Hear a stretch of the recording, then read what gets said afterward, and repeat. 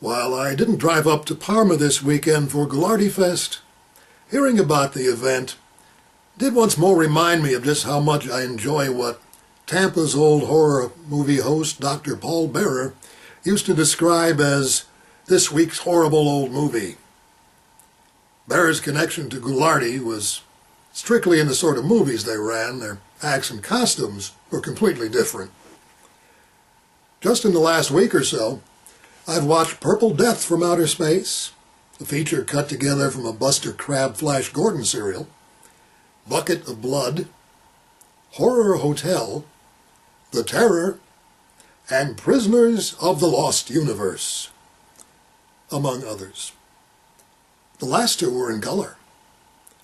Bucket of Blood is probably most notable for being just about the only time that Dick Miller was cast in a starring role.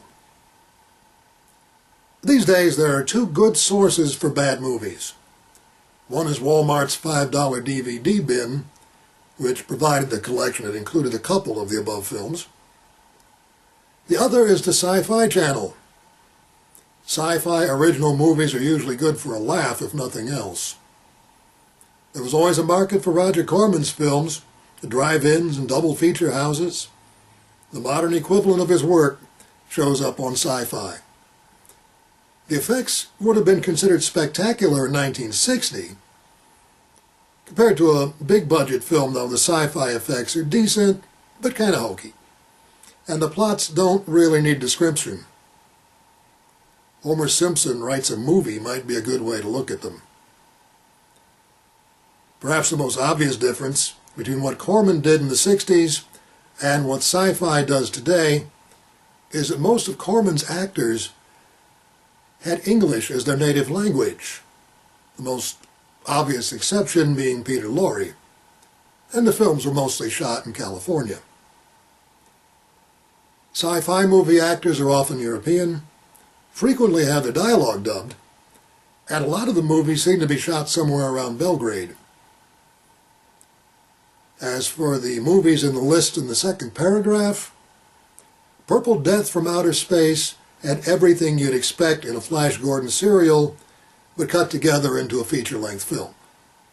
Flash is heroic.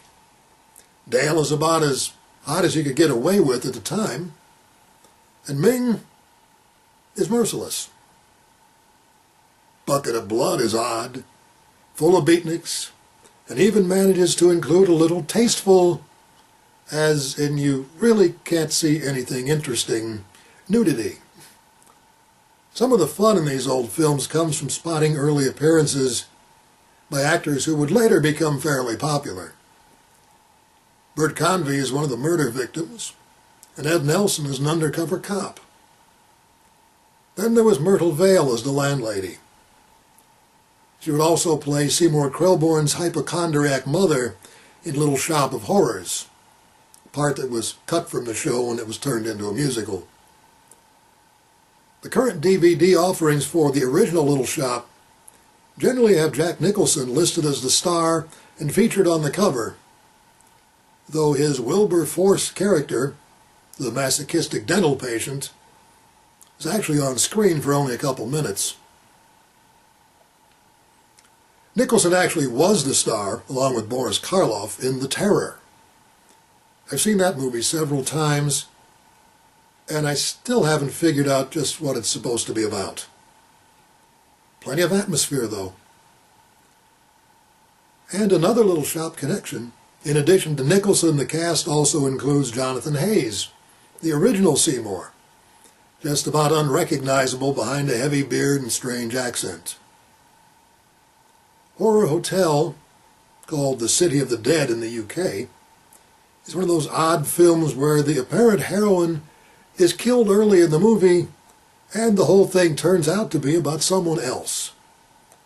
A bit like Star Wars, which seemed to be about Luke and the gang, but taken as a whole, turns out to mostly be about Darth Vader. Shot entirely in England with mainly UK actors, Horror Hotel is set in Massachusetts, and all the actors do their best to affect American accents. Christopher Lee gets top billing, You have lots of your standard pre-Samantha type evil witches. Then there's Prisoners of the Lost Universe. This is really a science fiction comedy, and not always intentionally.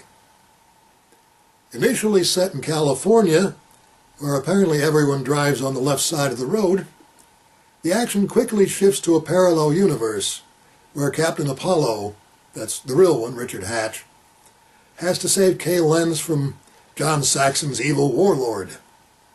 Saxon gets to chew the scenery to good effect, Lenz looks fetching, and Hatch is heroic, whether he wants to be or not. Oh, and then there's the key to returning to our dimension, which turns out to be finding Lenz's compact and using it as an interdimensional portkey. They didn't call it that, of course, this being long before Harry Potter. The whole thing sounds awful, but it's actually a lot of fun.